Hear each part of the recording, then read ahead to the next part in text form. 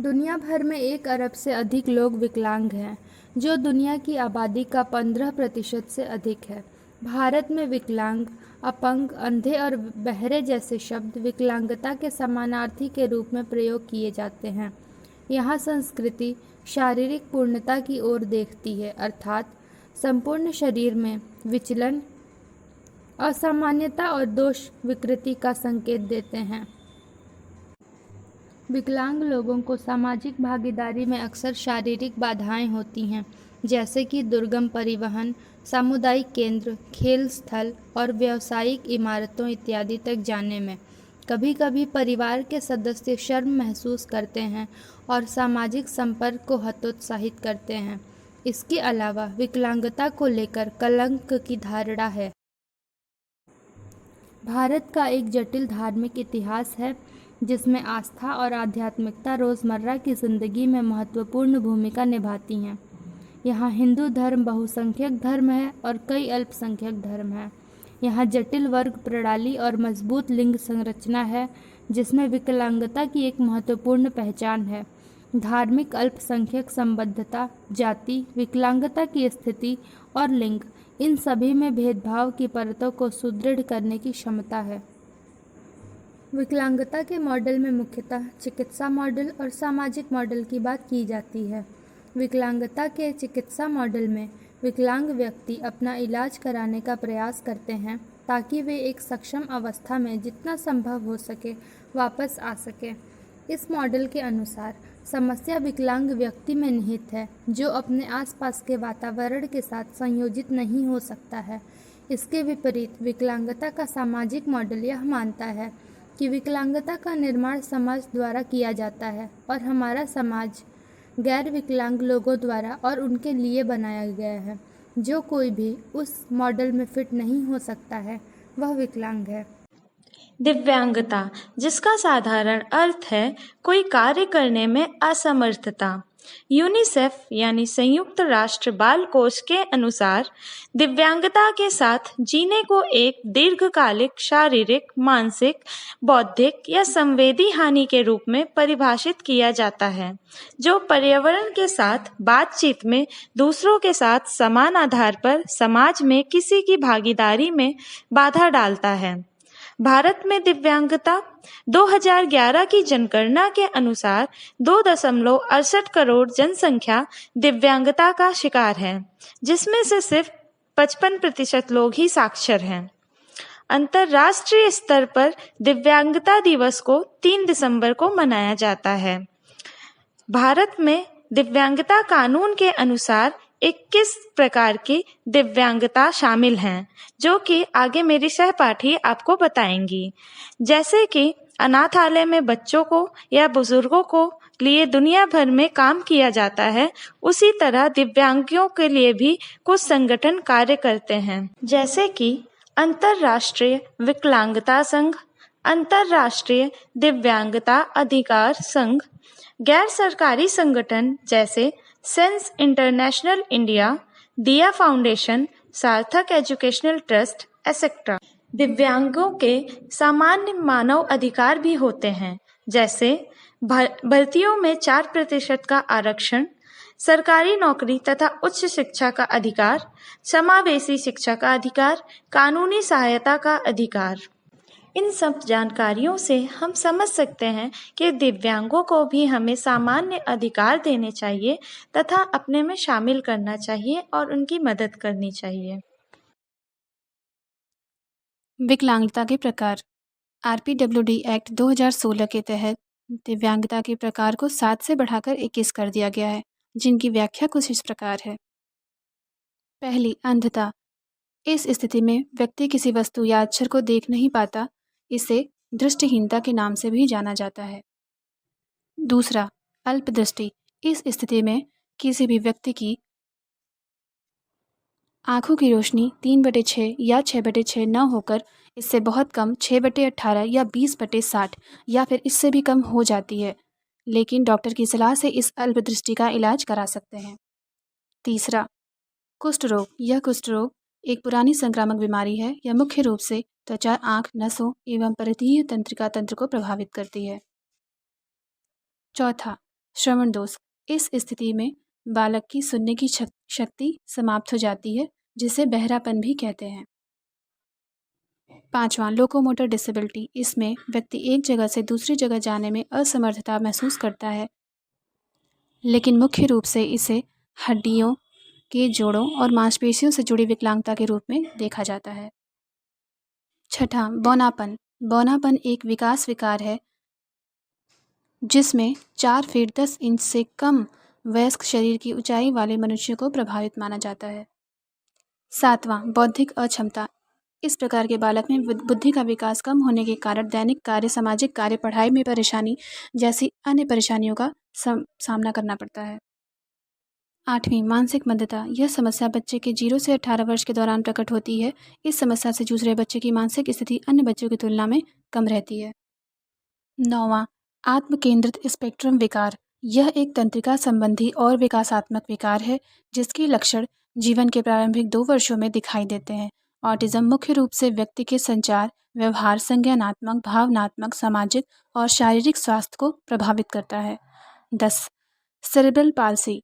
यह अक्षम करने वाली एक शारीरिक स्थिति है जिसमें मस्तिष्क की क्षति के कारण मांसपेशियों का समन्वय खराब हो जाता है। इसका कोई सटीक इलाज उपलब्ध न होने के कारण यह एक जीवन पर्यंत चलने वाली बीमारी है। 11वां, मस्कुलर डिस्ट्रॉफी। यह एक न्यूरोमस्कुलर आनुवंशिक विकारों का समूह है जो मांसपेशियों की कमजोरी और मांसपेशियों के समग्र नुकसान का कारण बनता है। 12, पुरानी तंत्रिका संबंधी स्थितियां। इस प्रकार की बीमारी के कुछ उदाहरण हैं: अल्जाइमर रोग, पार्किंसंस रोग, डायस्टोनिया, ALS, हंटिंगटन रोग, न्यूरोमस्कुलर रोग, मल्टीपल स्क्लेरोसिस, मिर्गी आदि। 13, विशिष्ट सीखने की अक्षमता। इस प्रकार की अक्षमता किसी व्यक्ति के सीखने, सुनने, सोचने, बोलने, लिखने, वर्तनी करने या गणितीय गणना करने की क्षमता को बाधित करती है। 14, मल्टीपल स्क्लेरोसिस। इसमें केंद्रीय तंत्रिका तंत्र मुख्य रूप से प्रभावित होता है तथा मस्तिष्क और शरीर के विभिन्न अंगों के भीतर सूचना के प्रवाह को रोकता है। 15, वाक और भाषा निःशक्तता। इसका अर्थ है वाचाघात जैसी स्थितियों से उत्पन्न होने वाली स्थायी अक्षमता। 16, थैलेसीमिया। यह एक आनुवंशिक रक्त विकार है जिसके कारण बड़ी संख्या में लाल रक्त कोशिकाएं नष्ट हो जाती हैं जिससे एनीमिया हो जाता है। 17, हीमोफीलिया। यह एक रक्त विकार है जिसमें रक्त के थक्के बनाने वाली प्रोटीन की अनुपस्थिति के कारण रक्तस्राव सामान्य से अधिक दिनों तक चलता है। यह मुख्य रूप से पुरुषों में देखा जाता है। 18, सीकल सेल रोग। यह रक्त विकारों का एक समूह है जिसके कारण लाल रक्त कोशिकाओं में विकार उत्पन्न हो जाते हैं तथा ऑक्सीजन वहन की क्षमता काफ़ी कम हो जाती है। यह आनुवंशिक रूप से स्थानांतरित रोग है। लाल रक्त कोशिकाओं में हीमोग्लोबिन नामक प्रोटीन होता है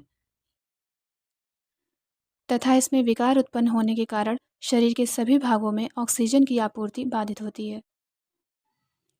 19, बहरा अंधापन सहित बहुविकलांगता। बहुविकलांगता 2 या 2 से अधिक विभिन्न प्रकार की शारीरिक अक्षमताओं, 2 भिन्न मानसिक अक्षमताओं या शारीरिक और मानसिक अक्षमताओं के संयोजन का एक साथ घटित होना है। 20, एसिड अटैक सर्वाइवर। तेजाब फेंकने के अपराध का शिकार बने व्यक्ति को, जिसमें ज़्यादातर महिलाएं होती हैं, इस श्रेणी में रखा गया है। 21, पार्किंसंस रोग। यह एक तंत्रिका तंत्र संबंधी विकार है जो व्यक्ति की गति को प्रभावित करता है। यह बीमारी समय के साथ साथ और भी बिगड़ जाती है जिसका वर्तमान समय में कोई इलाज नहीं है। नई शिक्षा नीति 2020 के तहत स्कूल परिसर में विकलांग बच्चों को शामिल करने के लिए संसाधन उपलब्ध कराने और ऐसे छात्रों को पढ़ाने के लिए प्रशिक्षित विशेष शिक्षकों को नियुक्त करने में मदद की जाएगी। अक्षमता के प्रकार के आधार पर अक्षमता के कारण को 6 भागों में बांटा गया है, जिसमें पहला है शारीरिक अक्षमता के कारण। शारीरिक अक्षमता के अंतर्गत 4 प्रकार की अक्षमता होती है, जिसमें चलन संबंधित अक्षमता, श्रवण संबंधित अक्षमता, दृश्य संबंधित अक्षमता, भाषण संबंधित अक्षमता। चलन विकलांगता के कारण की बात करें तो यह हड्डियों, जोड़ों या मांसपेशियों में किसी प्रकार की विकृति के कारण होता है। अस्थि भंग हो जाना इसका एक प्रमुख कारण है।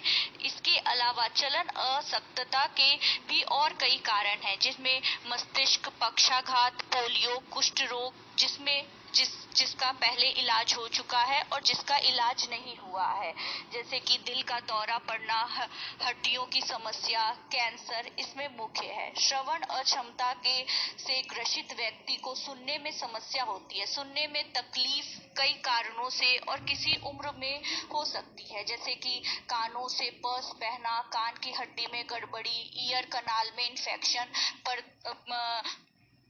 पर्दे में डैमेज हो जाना, कान में ट्यूमर होना और एलर्जी भी इसका कारण हो सकता है। जर्मन खसरा, जिसे रूबेला भी कहते हैं, यह 3 दिन तक रहता है, जिसके कारण इसे 3 दिन का खसरा भी कहते हैं। इसके अलावा शोर के कारण होने वाले नुकसान, जलने के अलावा अन्य चोट तथा चिकित्सकीय हस्तक्षेप भी श्रवण अक्षमता के मुख्य कारण है।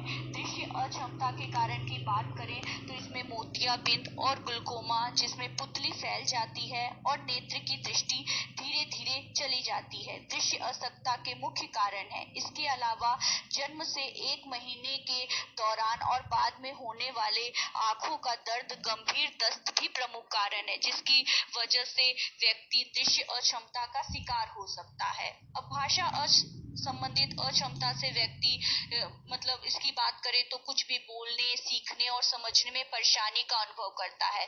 वह अच्छी तरह से बोल नहीं पाता है, चीजों को अच्छी तरह से सीख नहीं पाता है। इसके मुख्य कारण में से किसी भी चीज को जल्दी सीखने में उसको समस्या होती है। बोलने से संबंधित विकार, मानसिक रूप से बीमार रहता है, लकवा, बुढ़ापा आदि इसके प्रमुख कारण है। दूसरा पॉइंट बौद्धिक अक्षमता के कारण देखें तो बौद्धिक अक्षमता सामान्यकृत मानसिक रोग है, जिसके अंतर्गत बच्चों का विकास उनके हम उम्र साथियों की तुलना में देर से होता है। बौद्धिक अक्षमता मस्तिष्क को किसी भी प्रकार की क्षति या मस्तिष्क को ऑक्सीजन की आपूर्ति में कमी के परिणाम स्वरूप होता है।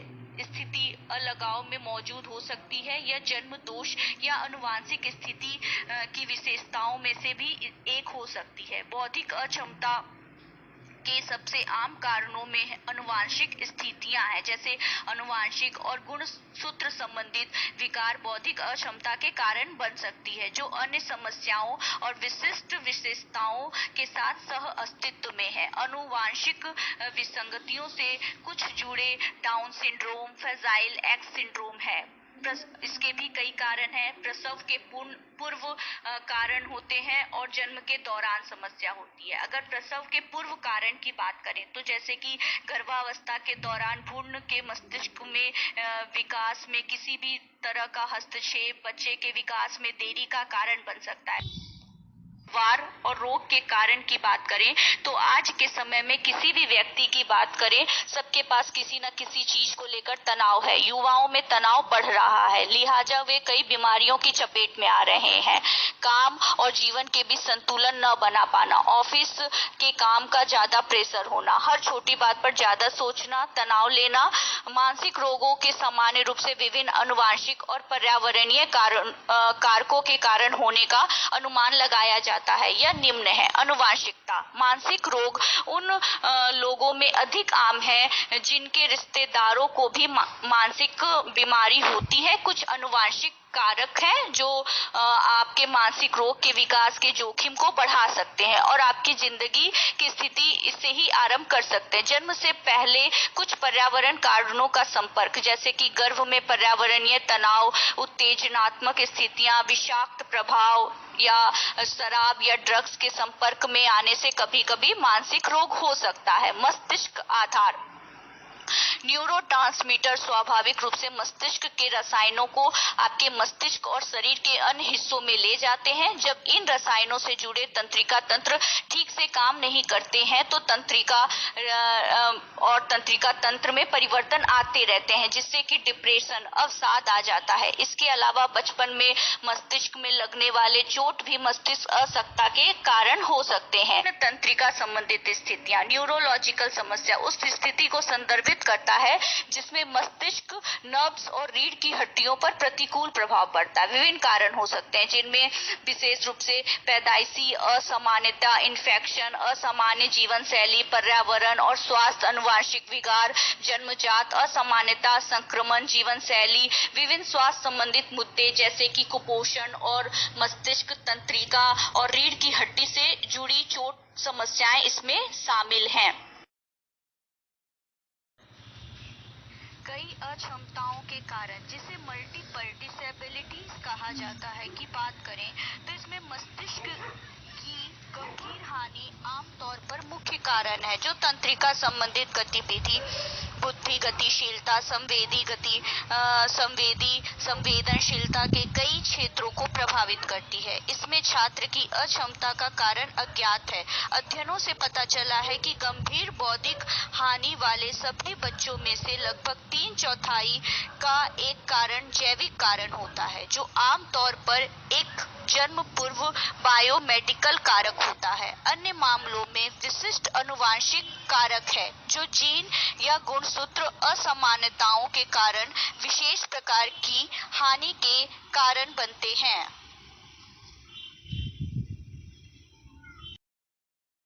शिक्षण अक्षमता के कारण, विशिष्ट शिक्षण विकार जटिल है, इसका कारण सीधा नहीं है। बहरहाल कुछ कारणों की पहचान की गई है: अनुवांशिकी या अनुवांशिकता और पर्यावरण।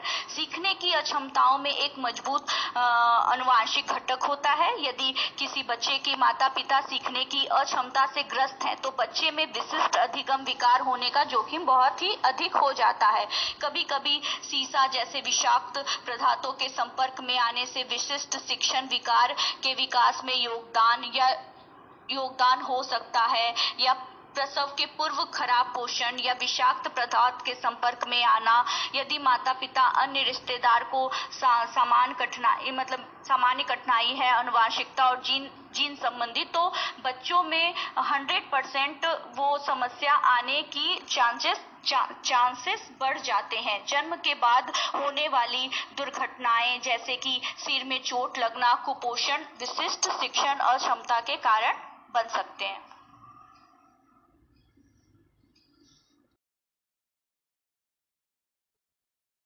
दिव्यांगों के लिए मददगार कानूनी प्रावधान और कार्यक्रम। 1. विकलांगों के लिए संवैधानिक ढांचा। क. अनुच्छेद 21 विकलांगों सहित प्रत्येक व्यक्ति को कला के तहत उनके जीवन और स्वतंत्रता की गारंटी है। ख. अनुच्छेद 24 14 वर्ष से कम उम्र के बच्चों, दिव्यांगों सहित को किसी कारखाने या खदान में काम करने या किसी अन्य खतरनाक रोजगार में लगाने पर रोक लगाता है। ग. अनुच्छेद 45 संविधान का अनुच्छेद 45 राज्य के सभी बच्चों को 14 वर्ष की आयु तक मुफ्त और अनिवार्य शिक्षा प्रदान करने का निर्देश देता है। घ. अन्य संवैधानिक अनुच्छेद 14, 15, 17, 23, 25 आदि। दूसरा, दिव्यांगों के लिए विधान। क. मानसिक स्वास्थ्य अधिनियम 1987 दिव्यांगों के लिए एक मनोरोग अस्पताल में भर्ती होने, इलाज करने और देखभाल करने का अधिकार देता है। ख. भारतीय पुनर्वास परिषद अधिनियम 1992 जो विकलांगता पुनर्वास के क्षेत्र में प्रशिक्षित नीतियों और कार्यक्रम को विनियमित करता है। यह अधिनियम प्रशिक्षित और योग्य पुनर्वास पेशेवरों द्वारा प्रदान की जाने वाली सेवाओं की अच्छी गुणवत्ता सुनिश्चित करने की गारंटी प्रदान करता है। ग. PWD अधिनियम 1995 दिव्यांग व्यक्ति अधिनियम 1995 दिव्यांग लोगों के लिए समान अवसर और राष्ट्र निर्माण में उनकी पूर्ण भागीदारी सुनिश्चित करता है। PWD अधिनियम 1995 समान अवसर अधिकारों का संरक्षण और पूर्ण भागीदारी अधिनियम 1995। घ. National trust act 1999 autism, cerebral palsy, मानसिक मंदता और कई विकलांग व्यक्तियों के कल्याण के लिए राष्ट्रीय ट्रस्ट है। अंग दिव्यांग व्यक्तियों के अधिकार अधिनियम RPWD एक्ट 2016। यह अधिनियम दिव्यांग व्यक्ति PWD अधिनियम 1995 की जगह लेता है। क बेंचमार्क दिव्यांग व्यक्ति एक निर्दिष्ट विकलांगता 4% से कम नहीं होनी चाहिए। ख दिव्यांगों के प्रकार को 7 से बढ़ाकर 21 कर दिया गया है। ग सरकारी नौकरी में 3% से 4% तथा उच्च शिक्षा संस्थान में 3% से 5% आरक्षण है।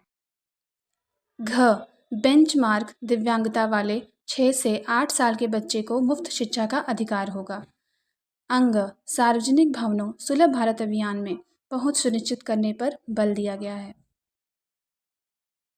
च दिव्यांग व्यक्ति को वित्तीय सहायता प्रदान करने के लिए एक अलग राष्ट्रीय और राज्य कोष बनाया जाए। तीसरा विकलांगों के लिए कार्यक्रम और योजनाएं। क PWD के तहत राष्ट्रीय कोष। यह RPWD अधिनियम 2016 के तहत गठित किया गया है। केंद्रीय बजट के अलावा केंद्र सरकार ने इसे PWD के वित्तीय समर्थन के लिए बनाया है। ख ADIP विकलांग व्यक्तियों को खरीद के लिए सहायता। 1981 के बाद से मुख्य उद्देश्य जरूरतमंद विकलांग व्यक्तियों को टिकाऊ, परिष्कृत और वैज्ञानिक रूप से निर्मित आधुनिक उपकरणों और उपकरणों की खरीद में सहायता करना है, जैसे कृत्रिम अंग। ग DDRS दीनदयाल विकलांग पुनर्वास योजनाएं 2018। इस योजना का उद्देश्य समान अवसर, समानता, सामाजिक न्याय और विकलांग व्यक्तियों के सशक्तिकरण को सुनिश्चित करने के लिए एक सक्षम वातावरण बनाना है। घ SIPDA विकलांग व्यक्तियों के अधिकार अधिनियम के कार्यान्वयन के लिए योजनाएं 2016। यह मुख्य रूप से स्कूलों, कॉलेजों, शैक्षणिक और प्रशिक्षण संस्थानों, कार्यालयों, मनोरंजन क्षेत्र, स्वास्थ्य केंद्र, सार्वजनिक भवनों में निर्मित सौहार्दपूर्ण वातावरण के लिए बाधा मुक्त पहुंच प्रदान करने के लिए शुरू किया गया है। अंग छात्रवृत्तियां पूर्व मैट्रिक छात्रवृत्तियां, मैट्रिकोत्तर छात्रवृत्तियां, राष्ट्रीय विदेशी छात्रवृत्तियां, राष्ट्रीय विकलांग व्यक्ति फेलोशिप। 4 आगे का रास्ता। क विशेष शिक्षक दिव्यांगों की विशेष आवश्यकता को समझने के लिए विषय शिक्षण ज्ञान और प्रासंगिक कौशल वाले शिक्षकों की आवश्यकता होती है और विशेष शिक्षकों की पर्याप्त उपलब्धता सुनिश्चित करने के लिए पाठ्यक्रम के बीच एक बड़ा तालमेल सक्षम किया जाएगा। ख न्याय संगत और समावेशी शिक्षा सभी के लिए शिक्षा। नई शिक्षा नीति 2020 सेज लोगों, सामाजिक आर्थिक वंचित समूहों के साथ साथ किसी भी अन्य बच्चे की तरह ही दिव्यांगों को भी समान अवसर और समान शिक्षा प्रदान करने के लिए एक सक्षम तंत्र बनाने के महत्व को पहचानती है। ग स्कूल परिसरों समूहों के माध्यम से कुशल संसाधन और प्रभावी शासन।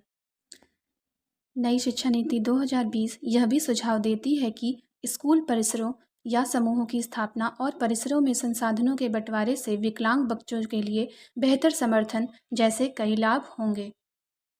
घ गुणवत्ता वाले कॉलेज और विश्वविद्यालय। न्याय संगतता, समावेशन, उत्कृष्ट सार्वजनिक शिक्षा, छात्रवृत्ति, ऑनलाइन शिक्षा और खुली शिक्षा तक पहुंच में वृद्धि और बुनियादी ढांचे और सीखने की सामग्री विकलांग शिक्षार्थियों के लिए सुलभ और उपलब्ध होनी चाहिए।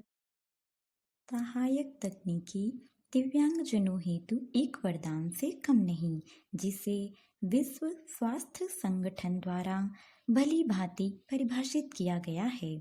सहायक तकनीकी लोगों के कामकाज को बनाए रखने या सुधारने के लिए विकसित किए गए सहायक उपकरणों और सेवाओं को संदर्भित करती है तथा इस तरह भलाई को बढ़ावा देती है। दिव्यांगों के अधिकार पर संयुक्त राष्ट्र सम्मेलन द्वारा सहायक तकनीकी की पहचान राज्यों और अंतर्राष्ट्रीय दाताओं के मानवाधिकार दायित्व के रूप में की जाती है। UNCRPD की पुष्टि करने वाले 157 देशों को अधिकार के रूप में उच्च गुणवत्ता वाले किफ़ायती सहायक उत्पादों की उपलब्धता सुनिश्चित करनी चाहिए, क्योंकि उन्हें समान अवसरों की दिशा में पहला महत्वपूर्ण और मध्यस्थ कदम माना जाता है। विश्व स्तर पर 1 अरब लोगों को स्वस्थ, उत्पादक और सम्मानजनक जीवन जीने के लिए सहायक तकनीक की आवश्यकता है, लेकिन 10 में से मात्र 1 के पास ही इसकी पहुंच है। सहायक तकनीकी उपकरण। श्रवण बाधितों के लिए सहायक उपकरण। व्यक्तिगत प्रवर्धन प्रणाली। 1920 में नेवल इंजीनियर ऑल हैंसन ने पहली वैक्यूम ट्यूब हियरिंग एड का पेटेंट कराया, जिसे वैक्यूफोन नाम दिया गया। इस उपकरण ने टेलीफोन ट्रांसमीटर का उपयोग भाषण को विद्युत सिग्नल में बदलने के लिए किया, जिसे रिसीवर के माध्यम से प्रवर्धित किया गया। 2003 में कैप्सन वाला टेलीफोन पेश किया गया, जो श्रवण बाधितों के लिए फोन पर बातचीत के लिए कैप्सन प्रदान करता है। कर्णावर्त तंत्रिका का प्रत्यारोपण। आंद्रे जॉन और चार्ल्स आइरिस ने 1957 में मूल कर्णावर्त प्रत्यारोपण का आविष्कार किया, जो श्रवण बाधितों के लिए जीवनदान से कम नहीं। बधिर अलार्म घड़ी। इसका आविष्कार 19वीं सदी की शुरुआत में विलियम शॉ ने किया था। आधुनिक संस्करण में घड़ी के लिए एक अनुलग्नक है, जो एक ही समय में कंपन अलार्म घड़ी पर कंपन करता है। दृष्टिबाधितों हेतु सहायक उपकरण। Electronic video magnifier. वैज्ञानिक ताइमन ने नीदरलैंड में पहला वीडियो मैग्नीफायर विकसित किया, जो कि कम दृष्टि वाले व्यक्तियों के लिए वरदान है। इसका उपयोग मधुमेह, रेटिनोपैथी, मोतियाबिंद, ग्लूकोमा और कई अन्य दृष्टि व्याधियों को दूर करने में किया जाता है। स्मार्ट फोल्डेड व्हाइट केन। 1990 में ब्रायन हायल ने केन में सेंसर के लिए अल्ट्रासोनिक वेव का इस्तेमाल किया, जो एक बाधा को इंगित करने के लिए कंपन करता है। मल्टी लाइन ई ब्रेल रीडर। ईडी रोजर्स ने डिस्प्ले पर ब्रेल डॉट्स को बढ़ाने के लिए इलेक्ट्रोएक्टिव पॉलीमर या हीटेड वैक्स और मैकेनिकल पिन का उपयोग करके नेत्रहीनों के लिए दुनिया का पहला रेफ्रिशेबल मल्टीलाइन ब्रेल ई रीडर बनाया। 2020 में डिवाइस में प्रगति हुई और अब यह किसी भी ग्राफिक इमेज 9 MAPS ग्राफ आदि तक पहुंच सकता है और साथ ही दृष्टिबाधित व्यक्ति को तत्काल स्पर्श संचरण के साथ तस्वीरें लेने की अनुमति देता है। Optical character reader. 1975 में रिकुर्जीवॉल ने OCR का आविष्कार किया। वर्तमान में इसका उपयोग एंड्रॉयड ऐप में किया जा रहा है। उदाहरण के लिए वॉयस OCR एक ऐसा ऐप है जो कम दृष्टि, डिस्लेक्सिया जैसी शारीरिक अक्षमताओं वाले शिक्षार्थियों के लिए उपयोगी है। मूक बधिरों के लिए सहायक उपकरण। कृत्रिम स्वर यंत्र। 1920 में वेस्टर्न इलेक्ट्रिक द्वारा विकसित किया गया। यह मूक बधिरों को स्वतंत्र रूप से बोलने में मदद करती है। सांकेतिक भाषा ऐप इंटरैक्टिव वीडियो और शब्दकोश के द्वारा सांकेतिक भाषा सीखने में मददगार है। वाक् संश्लेषण उपकरण। यह उपकरण कंप्यूटर या अन्य डिवाइस द्वारा मानव भाषण का कृत्रिम अनुकरण है। गत्यात्मक अशक्तता हेतु आवश्यक उपकरण। Power chair. 1952 में मोटर चालित कुर्सियों या स्कूटरों को कनाडा के जॉर्ज जे क्लेन ने डिजाइन किया, जिसने दिव्यांगजनों की दिनचर्या को सुगम बनाया। प्रोस्थेटिक अंग। 1975 में सिद्रो मार्टिनेज ने प्रोस्थेटिक अंग का आविष्कार कर दिव्यांगों को अपने सपने देखने और उन्हें सच करने का हौसला दिया। व्हीलचेयर, बैसाखी इत्यादि। प्रमस्तिष्क पक्षाघात के लिए अनुकूली उपकरण ने दिव्यांगता को कलंक नाम से मुक्ति दिलाई। भारत जैसे कम आय वाले देशों के लिए चुनौतियां भी थीं। WHO और यूनिसेफ ने हाल ही में सहायक उपकरण पर वैश्विक रिपोर्ट जारी की, जिसमें कहा गया है कि जिन लोगों को सहायक उपकरण की आवश्यकता है उनके पास इसकी पहुंच नहीं है, विशेष रूप से निम्न और मध्यम आय वाले देशों में, जहां इन जीवन परिवर्तक उपकरणों की आवश्यकता अधिक है परंतु उपलब्धता 3% से भी कम है। चुनौतियां: जागरूकता की कमी, ऊंची कीमतें, सीमित भौतिक और भौगोलिक पहुंच, अपर्याप्त उत्पाद श्रेणी मात्रा, गुणवत्ता और उपयुक्तता, सहायक प्रौद्योगिकी कार्यबल में क्षमता अंतराल उपस्थित है, निम्न नीति विवरण और कानून की कमी, धन और निवेश की कमी तथा सहायक प्रौद्योगिकी क्षेत्र का विखंडन आदि चुनौतियां। प्रकृति ने हर मनुष्य को बनाया, परंतु हर मनुष्य एक जैसा नहीं है। कोई स्त्री है तो कोई पुरुष, कोई शांत स्वभाव का है तो कोई क्रोधित, कोई गोरा है तो कोई काला, कोई शारीरिक रूप से स्वस्थ है तो कोई शारीरिक रूप से अस्वस्थ। हमारे समाज में बहुत सी व्यक्ति ऐसे हैं जिनके कुछ अंग सामान्य रूप से कार्य नहीं करते। समाज ऐसे लोगों को विकलांग कहता है, निरीह समझता है और भेदभाव भी करता है। बेचारे जैसे शब्दों से संबोधित किया जाना, नौकरी न देना या भेदभाव करना, विवाह के लायक न समझना, ये सब हर दिन ऐसे लोगों को प्रत्यक्ष या अप्रत्यक्ष रूप से झेलना पड़ता है। विकलांग शब्द अपने आप में ही एक अशब्द की तरह महसूस होता है। इसलिए हमारे प्रधानमंत्री जी ने ऐसे व्यक्तियों को दिव्यांग के नाम से संबोधित किया है। सरकारी दफ्तरों में, स्कूलों में और अन्य सामाजिक स्थानों पर दिव्यांगों के लिए विशेष सेवाओं को उपलब्ध कराने का प्रावधान हमारे कानून एवं नीतियों में है, परंतु अभी भी इन्हें बेहतर बनाने की आवश्यकता है। समाज को भी अपने दृष्टिकोण बदलने की आवश्यकता है। ये दिव्यांग भी साधारण मनुष्य ही हैं, उनसे भेदभाव करना हर प्रकार से अनुचित है। धन्यवाद।